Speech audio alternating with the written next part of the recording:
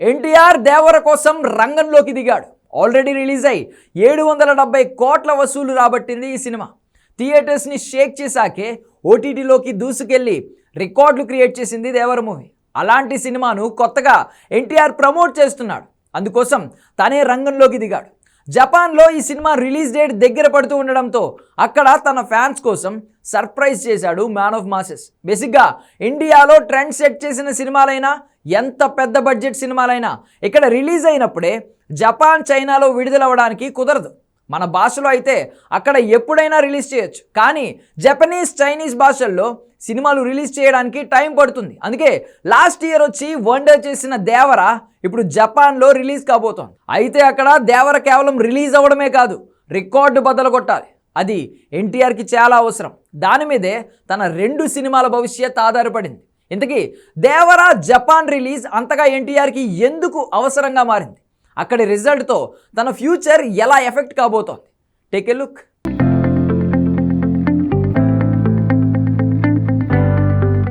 Man of masses NTR war 2 షూటింగ్కి finishing touch ఇచ్చే పనిలో ఉన్నాడు.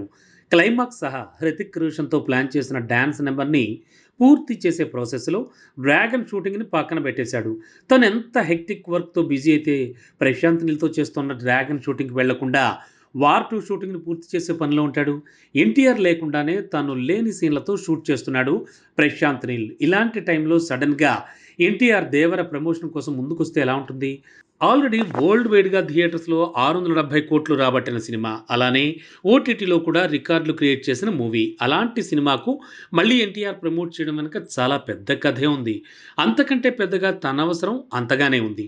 దేవర జపాన్లో మార్చి 28న రిలీజ్ కాబోతోంది. అందుకే పన్ని కట్టుకుని మరీ జపాన్ ఫ్యాన్స్లో ఊపు తెచ్చేందుకు ఆల్రెడీ సోషల్ మీడియా లైవ్లు ఇచ్చాడు తారక్.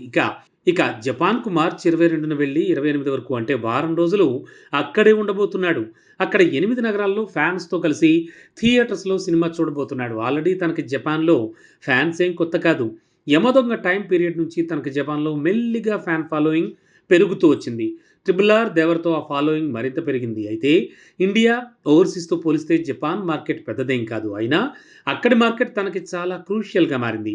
జపాన్, కొరియాల్లో ఏ సినిమా ఆడినా వాటికి మలేషియా, ఇండోనేషియాలో ఈజీగా రీచ్ పెరుగుతుందనే అభిప్రాయం ఉంది. ఇక చైనాలో కూడా ఎన్టీఆర్ వార్ 2 మూవీని, డ్రాగన్ సినిమాను రిలీజ్ చేయాలనుకుంటున్నారు. సో దేవర మూవీ ఏమాత్రం జపాన్, కొరియా, ఇండోనేషియాల్లో పర్లేదు అనిపించుకున్నా డ్రాగన్కి కొత్త మార్కెట్ తోడయ్యే ఛాన్స్ ఉంది.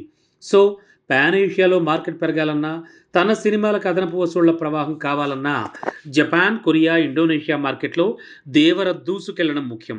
అందుకే వార్ 2 షూటింగ్తో ఎంత హెక్టిక్ వర్క్ ఉన్నా రోజు సాయంత్రం సోషల్ మీడియా లైవ్లో జపాన్ ఫ్యాన్స్ను కలుస్తున్నాడు. మార్చ్ ఎండ్కి టోక్యోలో ల్యాండ్ కాబోతున్నాడు.